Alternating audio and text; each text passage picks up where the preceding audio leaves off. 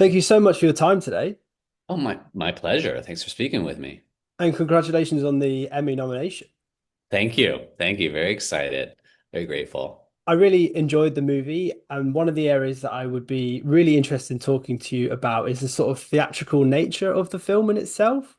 Hmm. I come from a theatre background. My parents took me to a lot of theatre growing up, and I, as a lover of film, find it really fascinating seeing filmmakers choose to try keep that theatre nature within a film. And I wondered if you could touch on that decision-making process. I read in some interviews that you originally viewed it as a play.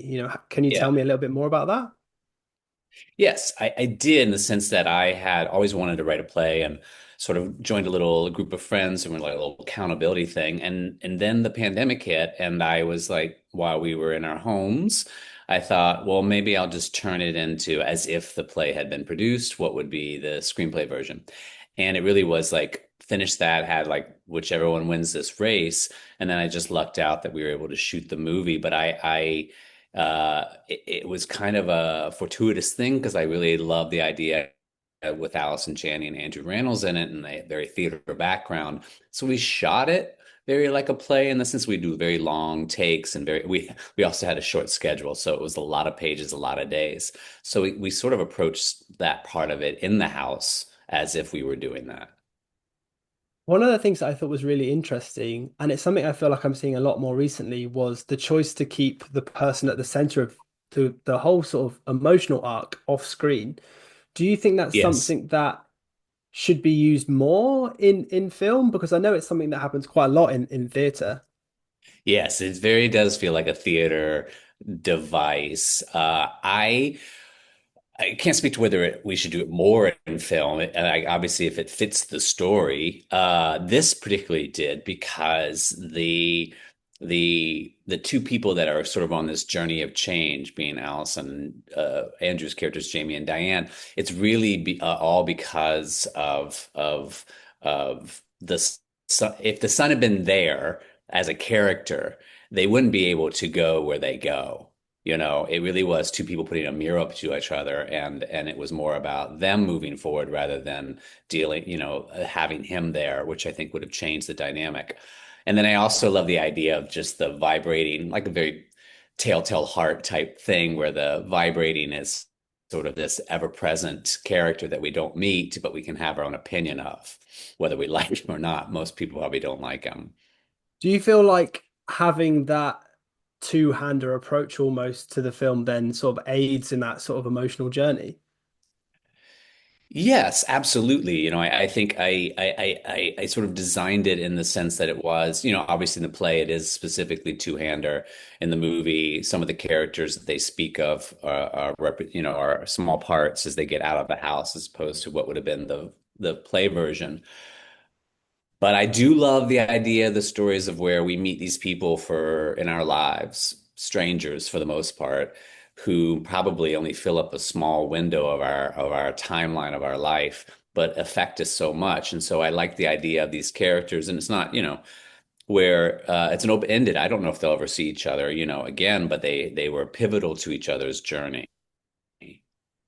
I think for me, I actually found the film incredibly refreshing because of that approach. I think by being able to focus so in on these two characters and their relationship changing over the course of the film, I found it's such a beautiful way to be attached to the characters in ways that you don't always necessarily get to do from a movie. Yeah. Yeah, it really it allowed you to sort of hone in on them specifically, and then hopefully craft a few surprises along the way, as some of the things that they're holding back.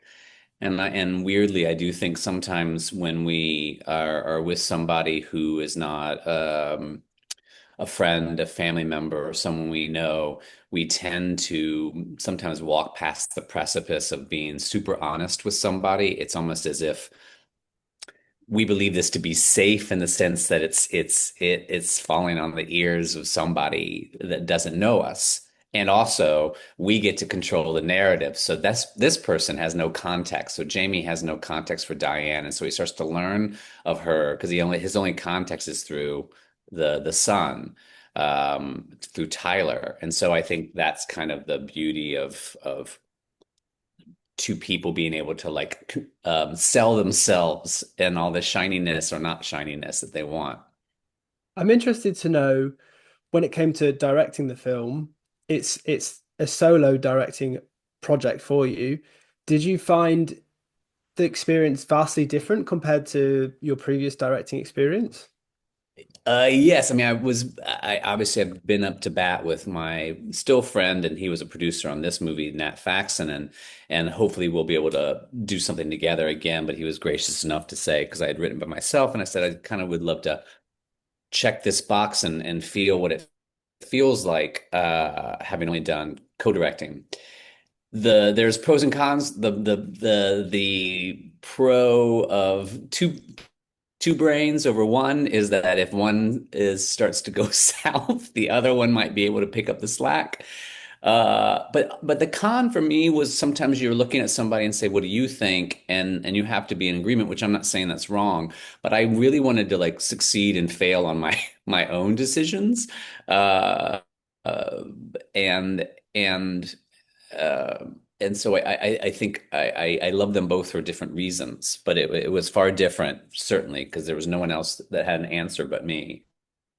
And obviously the solo directing experience with it being a minimal cast film, do you feel that that helped that experience, I guess?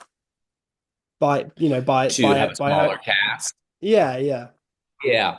Well, certainly I can focus and there was something, it was kind of the perfect, I guess, foray into solo directing in the sense that it was also for the most part in one location. Uh and I could just sort of and also you partly at least go into it with a knowledge of the journey we're going on. Allison and Andrew, of course, will bring all of their expertise and you'll start to realize that you've overwritten something and they'll do something beautiful and you'll play that ballet. But for the most part, I like that could focus on these two characters, these two journeys, for this first little go around. And the final thing that I was really interested in picking your brains on, I've read online that your next project is about I guess for people that wouldn't necessarily know it, the marathon story about the disability. Mhm. I'm not really sure the most efficient way of describing the film, but it's the Tim Hoyt story, the Yeah. Team's Hoyt story, Team sorry. Hoyt, yeah. How is that project going? Well, like anything, it is like not to because it is about running. It's a slow race. That's the hope, looking for actors at this point. It's a beautiful story, certainly, and it would be lovely to do this true story of this sort of father, son, and mother family. So at this point, it's just sort of hoping that you get to the finish line with any movie. So it could be long or short, but script wise, hopefully we're in good shape. But yeah, it was something that we had uh Netflix had come to us about it, and so we'll see. Oh, it's really exciting. It's a really exciting story to cover, and um, I'm looking forward to seeing that project pull through. Fingers crossed. Yeah, I hope so. It's a beautiful story. It's an incredible story of like specifically a husband and wife who, were dealt a huge blow and then turned it into a huge triumph. So that's kind of nice. Well, I just want to say congratulations again on Miss You, Love You. I thought it was an absolutely brilliant film. Thank you. I I thought appreciate that. one of the most moving films I've seen this year. I thought. Ah, Danny, now you're my favorite. Thank you.